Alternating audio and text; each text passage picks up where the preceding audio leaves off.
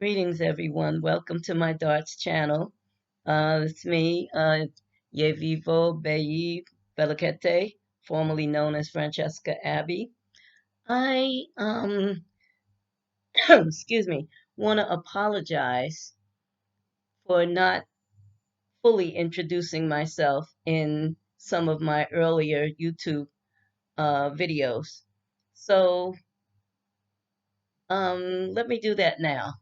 I may have done it, but maybe you didn't see that video or whatever, but let's do that now. Again, my name is Yevivo Beyi Velakete.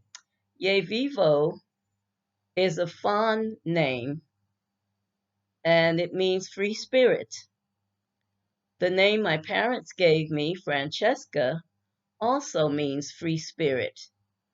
And I decided that I didn't want to carry the European, what is it, French and Italian uh name on me anymore, on my spirit anymore. I wanted my African name back. And so I simply found out what my name meant. I've known for years, actually, for decades, that Francesca meant free spirit in Italian and French. So that part was easy. I just kind of Googled that and but it wasn't so easy finding the font translation until I met a friend from Benin and got him to translate it for me recently. Translate the word free spirit into the language, the font language. And so now I have a font name. And I mean, I've had an African name before that.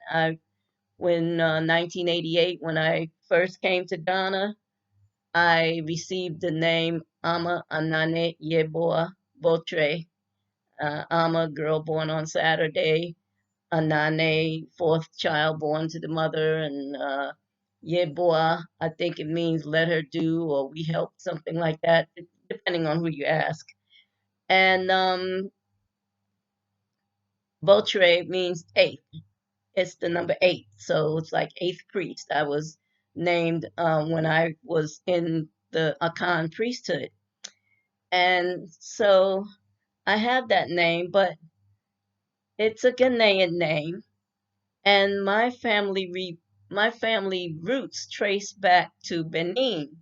So I wanted to keep it together. I wanted a Benin name, and so now I have one, and I'm trying to say it as often as possible so that I can get the pronunciation correct. Um, Ye vivo. Ye meaning free, and vivo meaning spirit. Beyi meaning girl born on Saturday. Now, Velikete, I kind of took that name because I really feel a connection to the fond deity Ayizan Velikete, and I've been serving her for maybe 20 years or so, maybe more, maybe 25 years I've been serving her. And her name just stuck with me. So, and I named my percussion ensemble Velikete Ancestral Percussion. And so I just figured I'd take that as a last name.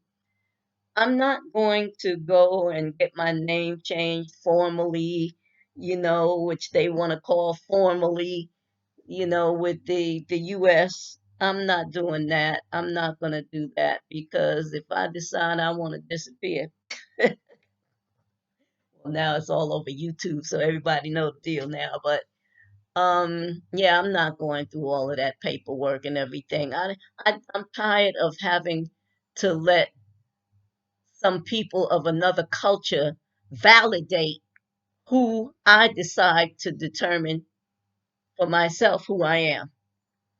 You know, they don't get to validate me anymore. You feel me? So, yeah, but I wanted to come on. I wanted to speak freely. I know my last several um, YouTube videos. I was just kind of getting back into the groove, and I was reading on script, and my eyes kept going like bing, bing, bing, bing, bing, bing, all over.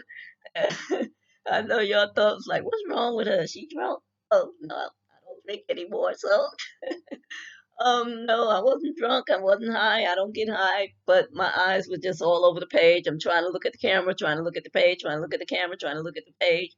So that's what was going on there. If it looks like I'm leaning, it's because I am. I'm tired. I've been working very hard on my company, DARTS, the Diaspora and African Repatriation Tourism Service. I've been working day and night. My hair is a hot mess, and like I'm looks like I'm free falling, but I'm actually free forming my hair because I was twisting it so much that um that it was getting weak at the roots. So I'm just letting it free form for a little while. So y'all have to bear with me. Well, you don't have to, but I beg you to bear with me, please. Bear with this mop on my head here. Um, but what I really wanted to talk to you guys about, okay, I made that introduction with the name. Um, I was going by Queen Mother Francesca Abbey. That has changed. I have stepped down and abdicated as the Queen Mother. Um, I I mean, a lot of people are angry at me right now for doing it, and a lot more people are going to be angry at me now that I've said it publicly. But I just feel like I didn't deserve the title. I didn't I didn't feel like I earned the title. I didn't feel like I deserved the title. I've been wearing it since I received the title in 2017. I was installed in 2017, but I never felt like I was doing anything with it. And so I said, well, let me just step down from it, you know, not to mention the fact that here in Ghana, they have a different standard. I was installed in the US, and here in Ghana, I don't think they recognize that installment, any installments from African Americans in the diaspora. And so I kind of received a little bit of flack from it. And I'm catching enough hell as it is. I don't need anybody else on my neck about anything. So you want it? Have at it. I'm done. You know. So that, having said that, yeah, I wanted to get that out. So anybody seeing me, hey, Queen Mother, no, no, no more, no more Queen Mother. Sorry. Well, not sorry.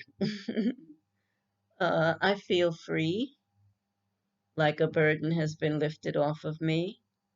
And I didn't mind a responsibility, but no one ever gave me a responsibility, and I never knew what responsibility I was entitled to take.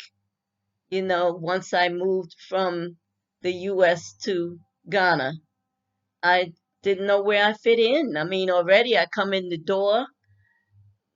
Speaking of come through the border, when I arrived here almost a year ago, and people looking me up and down like I'm dirt in their food, actually, and calling me a broonie and everything. I was like, what's in a broonie? What is that? Oh, me? Oh, okay. Must be something good then, because if it's something bad, I'm gonna smack this fire out your mouth.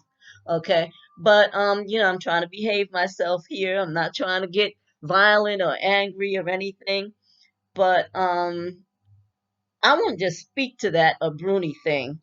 And there's gonna be a lot of people angry at this whole video. People gonna be angry at me. Oh, the hell with it. I'm angry. Okay. First of all, we're gonna stop with the name calling. All right. We're gonna stop right now with the name calling. I ain't call y'all no names when I got off the plane and came here. Why you calling me names? Hmm? calling me out my name. I already told you my name. Okay? So you call me a Bruni, basically meaning foreigner. However, you see me, you see me, this all natural. You see this? All natural. You see these? All natural. Homegrown. Okay? Homegrown. Nothing fake. You know where I'm going with this, right? Nothing fake. Even these is mine. There ain't much of it, but they're mine. Okay? So before you point a finger and call me and a Bruni, you better dig yourself. Look at your hair. Let's start at the top. Well, look at your attitude. Look at your hair. Who you trying to look like? Yourself or someone else? Look at your skin. Are you ashamed of being dark, cocoa, chocolate, licorice? Did you bleach? I don't bleach nothing. Not even my clothes. Feel me? So, before you call me and a Bruni, you better look in the mirror. Okay, now that I've gotten that rant out, let me introduce myself to you fully.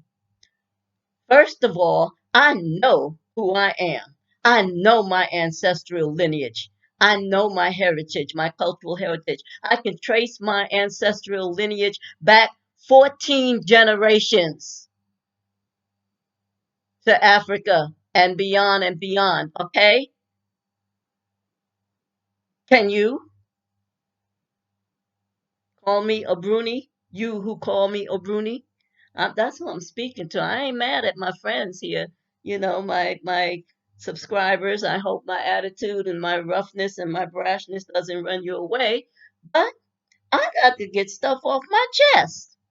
I'm not gonna let people insult my face, insult me, insult my ancestry by calling me some frivolous name. Okay? We gonna get this out. First of all, my great grandmother, I'll call her name, Lyla May. May she rest in peace.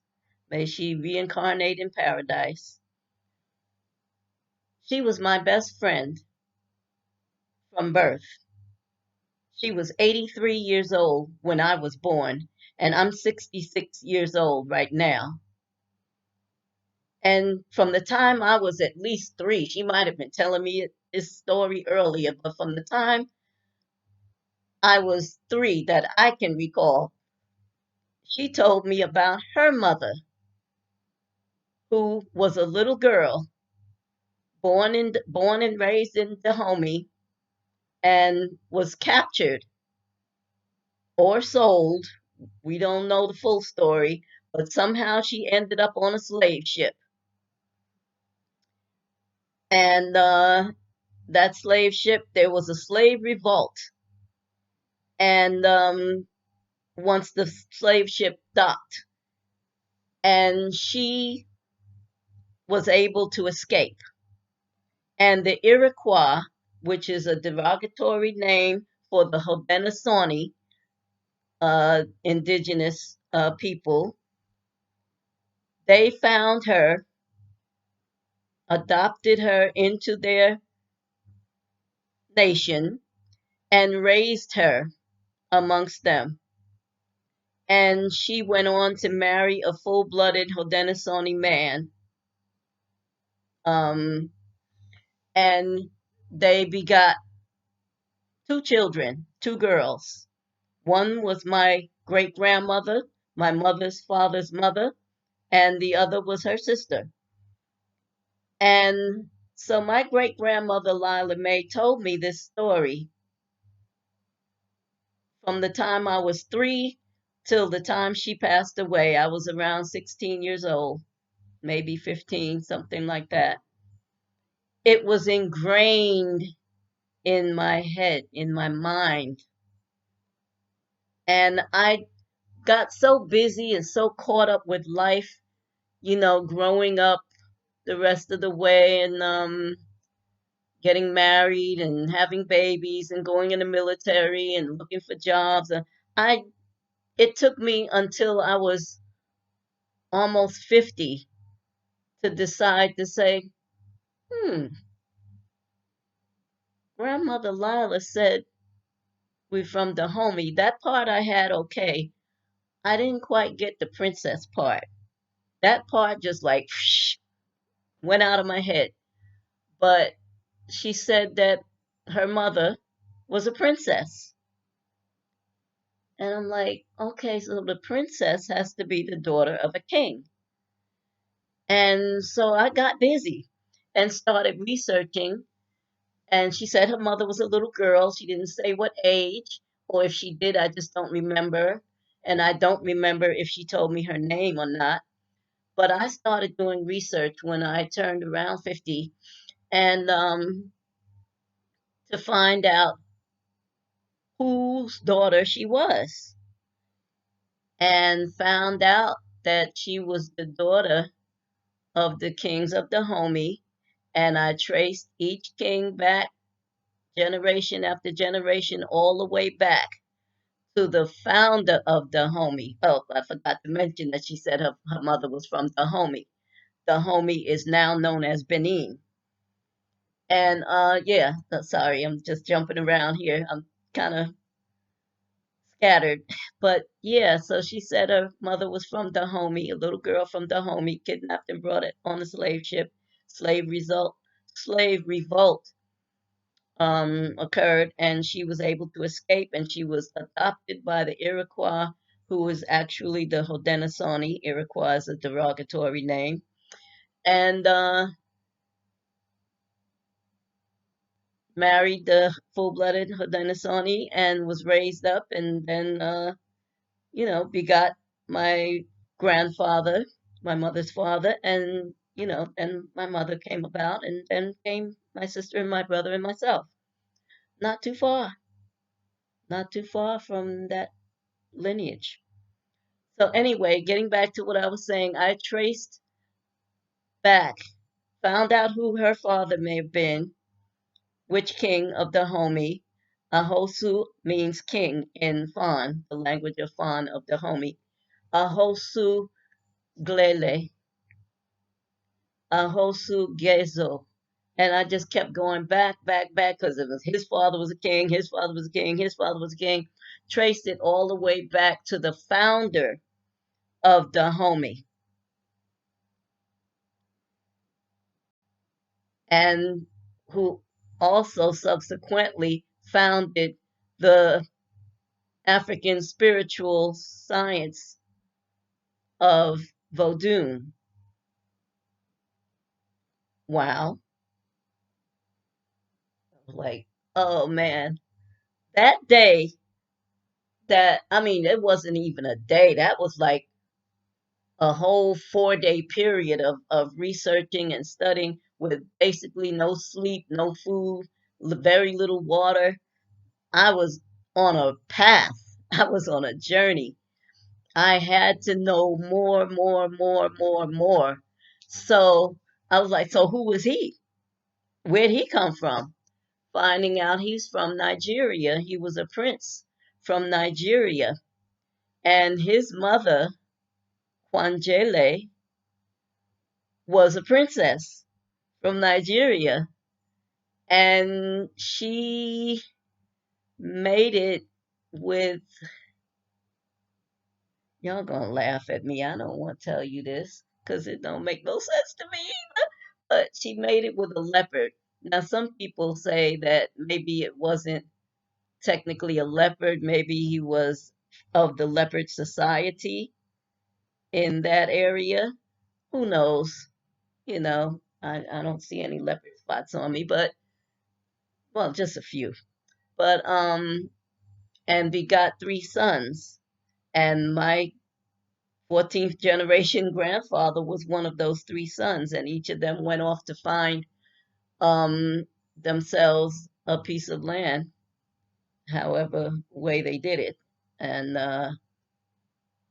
but I only trace back my grandfather's lineage, so his brothers, I haven't gotten that far to trace to find out what piece of land they um, acquired, for lack of a better term. So, how many people, and this is not a live, this is a video, but I want to say by a show of hands, how many people, whether you were born indigenously in Africa or if you was a diasporan anywhere in the world, how many can trace your lineage back that far? And especially you who want to call me names. I know who I am, and I'm proud of it. I've been proud of my lineage for years. My great grandmother, Lyla May, she would hold me in her arms when I was a little girl, and she say, "You the black little child. You the black. You really black. You're the black child, and you're beautiful. And I want you to hold your head up high and walk proud. You short, but you walk tall anyway. Walk tall, walk proud of your heritage because you have nothing but royal blood running through your veins. Your mother has royal blood. Your grandfather, I have royal blood. My mother, speaking of her, this was her speaking to me, had royal blood. And all of her lineage, royal blood. I come from a long line of royal blood. So before you open your mouth to insult someone again, you better know who they are. Hmm. And yeah, so with that, I guess I'll just leave that right there for you. Um, this is probably the first video I've ever done speaking candidly, off script, no script. I didn't even bother to write. I was going to write something. I was like, you know what? Flip it. I'm not writing nothing. I'm just going to speak like I'm talking on the phone, you know, because y'all need to know who I am for real. I mean, you may think you know me through some of my poetry and everything. You know, I can get kind of raw through my poetry, but this is me. This is where it comes from. Okay? So, I will be uploading some more poetry as I write. Um I write my poetry. I've been writing poetry since I was 8 years old. Um, my childhood wasn't always the most pleasant, like a childhood should be, and I hurt a lot.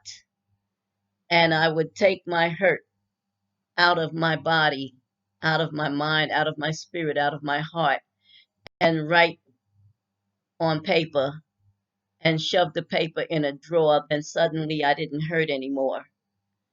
And I kept doing that for decades well into my 30s and 40s. I kept doing that because it was like a ritual for me and it worked for me, you know. At some point I found some of my old poetry and oh crap, animals in here. I found some of my poetry and turned it into into song lyrics and, kind of lightened them up a little bit, but that's what I do. I write poetry, I write song lyrics, I even write some short stories. I'm currently writing an autobiography, and that's what I do. I'm an artist. I paint, I sculpt, I can draw a little bit. I'm not that good at drawing, but I can definitely paint and sculpt. I craft. I make beaded jewelry. I'm a musician. I'm a drummer. Been playing African drums. Well, been playing drums, percussion, since I was 15 years old and haven't stopped yet. Haven't stopped learning yet, as you will see in my pan logo, learning the pan logo drum and learning the pan logo rhythm. You will see that I'm still trying to learn because, I mean, why stop learning? Just because you're a certain age, you don't have to stop learning. I haven't stopped breathing. My heart it didn't stop. My body hasn't stopped moving. Why should I stop learning? Why should I stop growing? So I do all of that. And in addition to that, I like to cook. I crochet. I sew by hand. I've made a lot of my clothes by hand. When I packed to come here to Ghana, I underpacked and didn't bring enough clothes. So I've been taking my head wraps and turning them into outfits and everything. You know, because I'm trying to really save money, basically trying to keep my head above water, you know. So anyway, yeah, that's who I am. That's what I do. And getting here to Ghana, repatriating October 26th of this year will make a whole year that I've been here in Ghana, surviving and oh Lord, well, trying to survive. But it's not enough for me to just come here and survive and then sit down and feel like, oh yeah, everything's okay now. I'm okay. I'm not totally okay until as many people that I know are okay as well. My family, my friends that I left back in the US, I want them to be okay as well. And believe me, I begged them to get on the plane with me. I begged them to start preparing and making their move or whatever. And they were like, "Oh, you're crazy, whatever." They didn't say I was crazy, but everybody comes into awareness and consciousness in their own time. And so, I'm not going to um shame anyone if they haven't caught on to what's going on in the US just yet. I just equate it to, like I said in one of my poems, it's time to blow this joint. I think it was that poem that, the basically the house is on fire. How long am I supposed to stand here trying to pull you out of the fire before I burn up myself along with you? So I packed up my stuff and got the heck up out of there. I was like, well, I begged you, I talked to you, I pleaded with you, and you're not listening. So I'm just going to get on out of here myself. And, if you choose to come with, you choose to come with. If you come later, you come later. Hopefully, it's not too much later before it's too late. So, with all of that said, that's one of the reasons why I started DARTS, Diasporan African Repatriation Tourism Service, because even though my family is not ready to make the journey and make the repatriation, I know that there are a lot of families that are. And there are a lot of other organizations and businesses that are stepping up to the plate to help people to repatriate. But I mean, as many of us as it takes, let's all do this. Let's all extend that hand. Once we get on African soil, let's reach our hand back and pull the rest of us out of there and here, you know. So that's me just doing my one little part to try to help as many people as possible. So, with that said, come for a stay or stay for a lifetime. Let darts assist you in making that journey from where you are right now to where you want to be. Thank you for watching my video. You take care of yourselves. Until next time.